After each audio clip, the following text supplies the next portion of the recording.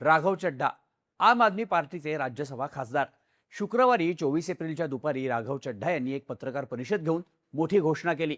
त्यांच्या या घोषणेनं देशाच्या राजकारणात मोठा भूकंप आलाय। राघव चड्ढा यांनी जाहीर केलं की ते आपच्या 6 खासदारांसह भाजपमध्ये प्रवेश करतील। चड्ढा यांनी त्यांच्यासोबत येणाऱ्या राज्यसभा खासदारांची नावं सुद्धा जाहीर केली आहेत। आम आदमी पार्टीचे राज्यसभेत एकूण 10 खासदार आहेत, पण आता 7 खासदारांनी साथ सोडल्यानं पक्षाला मोठं खिंडार पडलंय। आम आदमी पार्टीनं 2 एप्रिलला राघव चड्ढा यांना राज्यसभेच्या उपनेते पदावरून हटवलं होतं। तेव्हापासूनच ते आपला सोडून भाजपमध्ये प्रवेश करणार अशा चर्चा झाल्या होत्या।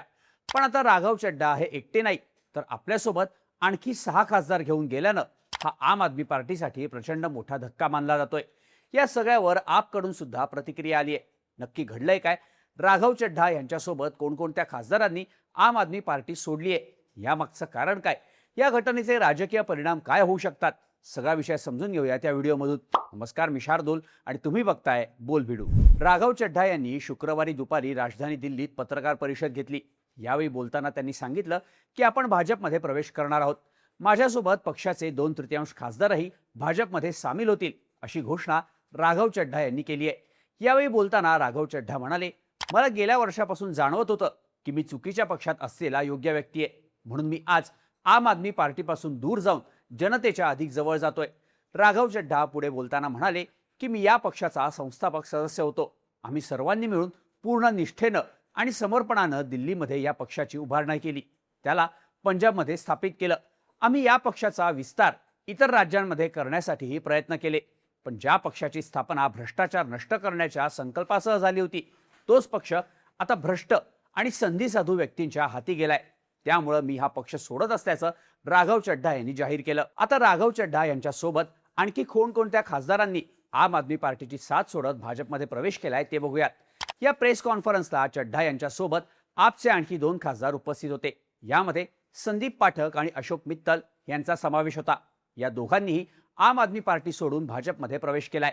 इथं लक्षात घेण्यासारखी गोष्ट म्हणजे आपनं जेव्हा राघव चड्ढा यांना राज्यसभेच्या उपनेते पदावरून काढलं होतं, तेव्हा त्यांच्या जागी अशोक मित्तल यांचीच नियुक्ती झाली होती।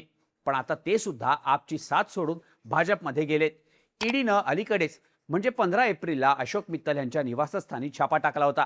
त्यानंतर आता त्यांनी भाजपमध्ये जाण्याची घोषणा केली आहे। त्यामुळं त्यांच्या या निर्णयाला ईडीच्या छाप्याशी जोडून पाहिलं जात आहे। राघव चड्ढा यांच्यासोबत माजी क्रिकेटर हरभजन सिंग, विक्रमजीत सिंग साहनी, स्वाती मालीवाल आणि राजिंदर गुप्ता या खासदारांनीही आम आदमी पार्टी सोडून भाजपमध्ये जाण्याचा निर्णय घेतलाय। हे सगळे खासदार पंजाबमधून राज्यसभेत गेले आहेत। चड्ढा यांनी सांगितलं की पक्षाच्या 2/3 खासदारांनी हा निर्णय घेतलाय, त्यामुळे आता पक्षांतर बंदी कायद्याचा आधार घेण्यात काहीच अर्थ नाही। राघव चड्ढा यांनी ही घोषणा केल्यानंतर त्यावर आम आदमी पार्टीकडून लगेचच प्रतिक्रिया देण्यात आली। पक्षाचे खासदार संजय सिंग यांनी तातडीनं पत्रकार परिषद घेऊन चड्ढा यांच्या सोबत भाजपवरती सुद्धा हल्लाबोल केला। संजय सिंग म्हणाले की अमित शहा आणि नरेंद्र मोदी यांचं ऑपरेशन लोटस सुरू झालंय। पंजाबमधल्या आम आदमी पार्टी सरकारला तोडण्याचा प्रयत्न शहा आणि मोदी यांनी केलाय। त्यांनी पंजाबच्या जनतेचा विश्वासघात केलाय। पक्षानं राघव चड्ढा यांना काय दिलं नाही, पंजाबच्या जनतेनं त्यांना राज्यसभेवर पाठवलं होतं, तरीही ते शेवटी भाजपच्या गोटात जाऊन बसले। विक्रमजीत साहनी, अशोक मित्तल, स्वाती मालीवाल या सर्वांना आम आदमी पार्टीनं तळागाळातून वर आणलं, त्यांना संसदेपर्यंत पोहोचवलं, तरीही त्यांनी पंजाबच्या जनतेच्या पाठीत खंजीर खुपसला, अशी टीका संजय सिंग यांनी केली आहे। या सगळ्यावर अरविंद केजरीवाल यांची प्रतिक्रिया सुद्धा समोर आली आहे। केजरीवाल यांनी सोशल मीडियावर पोस्ट टाकून भाजपनं पुन्हा एकदा पंजाबच्या जनतेचा विश्वासघात केला असं म्हटलंय। आता येतो तो महत्त्वाचा प्रश्न, राघव चड्ढा यांनी हा निर्णय का घेतला? त्यांनी आम आदमी पार्टी सोडून भाजपमध्ये प्रवेश का केला? तर राघव चड्ढा हे 2022 पासून राज्यसभा खासदार आहेत। ते राज्यसभेत आपचे उपनेते सुद्धा होते, पण 2 एप्रिलला आम आदमी पार्टीनं मोठा निर्णय घेत त्यांना उपनेते पदावरून हटवलं। तसंच त्यांना सभागृहात बोलण्याची संधी दिली जाऊ नये अशी विनंतीही राज्यसभा सचिवालयाला पाठवलेल्या पत्रात केली। आम आदमी पक्षाचं म्हणणं होतं की राघव चड्ढा हे राज्यसभेत पक्षाची बाजू मांडत नाहीत, ते भाजपवर टीका करत नाहीत। तेव्हापासूनच राघव चड्ढा हे पक्ष सोडणार अशा चर्चा सुरू झाल्या होत्या। आता त्यांनी स्वतःच ही घोषणा करून भाजपमध्ये प्रवेश सुद्धा केलाय। पण भाजपच का? तर यामागचं कारण आहे पंजाबच्या आगामी निवडणुका। पंजाबमध्ये पुढच्या वर्षी विधानसभेच्या निवडणुका आहेत। राघव चड्ढा हे मूळचे पंजाबचेच। 2022 मध्ये जेव्हा आपनं राज्यात सत्ता मिळवली, त्यावेळी राघव चड्ढा यांची भूमिका सर्वात महत्त्वाची होती. पंजाबमध्ये राघव चड्ढा हेच आम आदमी पार्टीचा मुख्य चेहरा होते. राज्यातलं आपचं संपूर्ण कॅम्पेन चड्ढा यांनी सांभाळलं होतं.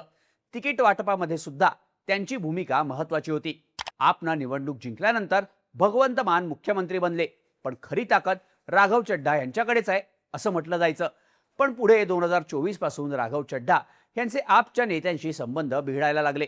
2024 मध्ये अरविंद केजरीवाल यांना कथित दिल्ली दारू घोटाळ्यात अटक झाली. तेव्हापासून राघव चड्ढा केजरीवाल यांच्यापासून दूर होत गेल्याचं सांगितलं जातं. पण राघव चड्ढा हे अत्यंत महत्वाकांक्षी आहेत. त्यांना पंजाबमध्ये मोठा रोल हवाय.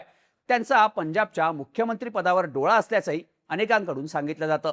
पण यासाठी त्यांना आम आदमी पार्टीत अनेक स्पर्धक आहेत. मुख्यमंत्री भगवंत मान यांची पंजाबमध्ये चांगलीच पकड आहे. त्यामुळं त्यांच्या जागी पक्ष राघव चड्ढा यांना संधी देईल हे अवघड होतं. शिवाय गेल्या वर्षी दिल्ली विधानसभा निवडणुकीत केजरीवाल यांच्यासह आम आदमी पार्टीचा दारुण पराभव झाला होता. त्यानं सत्ता समीकरणं पूर्णपणे बदलली. दिल्लीतल्या पराभवामुळे केजरीवाल तिथल्या राजकारणातून बाहेर फेकले गेले. आता फक्त पंजाब हे एकमेव राज्य उरलंय जिथं आम आदमी पार्टीची ताकद आहे. त्यामुळे आता दिल्लीतलं मुख्यमंत्रीपद गेल्यानंतर केजरीवाल हे पंजाबमध्ये स्वतःला आपचा चेहरा म्हणून पुढे आणू शकतात असं म्हटलं जात आहे. यामुळे साहजिकच राघव चड्ढा यांना पंजाबमध्ये संधी मिळाली नसती. केजरीवाल यांच्या दिल्लीतल्या पराभवामुळे राघव चड्ढा यांच्या पंजाबमधल्या महत्वाकांक्षेला ब्रेक लागला. आता इथेच एंट्री होते ती भाजपची. खरं तर पंजाब हे उत्तर भारतातलं असं एकमेव राज्य आहे जिथं भाजपला अजूनही आपले पाय रोवता आलेले नाहीत. भाजप इथं अनेक वर्ष शिरोमणी अकाली दलासोबत युती करून राहिला. या युतीची पंजाबमध्ये सत्ताही राहिली. पण भाजप युतीत नेहमीच छोटा भाऊ होता. आता अकाली दलानं भाजपची साथ सोडली आहे. तो पक्ष पंजाबमध्ये स्वबळावर लढतोय. इकडे भाजपमध्ये असा कोणताही मोठा नेता नाहीये जो राज्यात काँग्रेस, आम आदमी पार्टी आणि अकाली दल या तीन पक्षांना टक्कर देईल. पण राघव चड्ढा भाजपची ही उणीव नक्कीच भरून काढू शकतात. राघव चड्ढा यांना पंजाबमध्ये राजकीय स्पेस हवी आहे. आम आदमी पार्टीमध्ये ती मिळेल अशी शक्यता नाहीये. भाजपमध्ये मात्र त्यांना ही स्पेस नक्कीच मिळू शकते. इकडे भाजपलाही पंजाबमध्ये मोठ्या चेहऱ्याची आवश्यकता होती. पंजाबमध्ये जर ताकद वाढवायची असेल तर भाजपला राघव चड्ढा यांच्यासारख्याच नेत्याची गरज होती. त्यामुळेच राघव चड्ढा यांनी भाजपमध्ये प्रवेश केल्याचं म्हटलं जात आहे. आता पंजाबच्या निवडणुकीआधी भाजपकडून राघव चड्ढा यांना मुख्यमंत्री पदाचा उमेदवार म्हणून घोषित केलं जाईल अशी ही शक्यता वर्तवली जाते. थोडक्यात काय तर राघव चड्ढा यांनी भाजप प्रवेश करून आपलं भविष्यातलं राजकारण सेट करण्याचा प्रयत्न केलाय. चड्ढा यांना जे हवं होतं ते त्यांना भाजपमध्ये मिळू शकतं आणि भाजपला जे हवंय ते चड्ढा त्यांना मिळवून देऊ शकतात. अशा प्रकारे राघव चड्ढा यांनी मोठी राजकीय संधी साधल्याचं बोललं जात आहे. तुम्हाला काय वाटतं? राघव चड्ढा यांनी आम आदमी पार्टी सोडून भाजपमध्ये प्रवेश का केला असावा? याबद्दलच्या तुमच्या प्रतिक्रिया कमेंट करून नक्की सांगा आणि अशाच माहितीपूर्ण व्हिडिओसाठी बोल व्हिडिओच्या YouTube चॅनलला सबस्क्राईब करायला विसरू नका.